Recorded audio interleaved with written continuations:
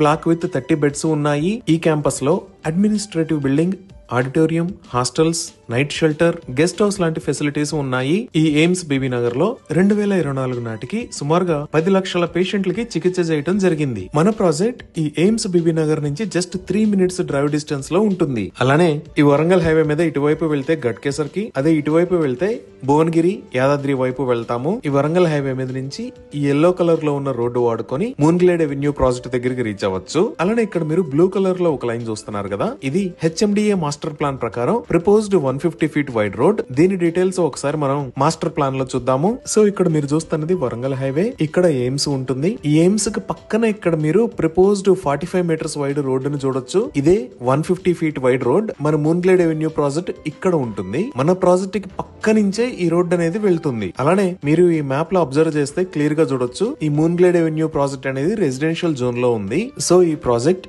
Perfect location లో upcoming 150 feet రోడ్డుకి పక్కనే ఉంది. ఇప్పుడు ప్రాజెక్ట్ కి నియర్ బై హైలైట్స్ చూస్తే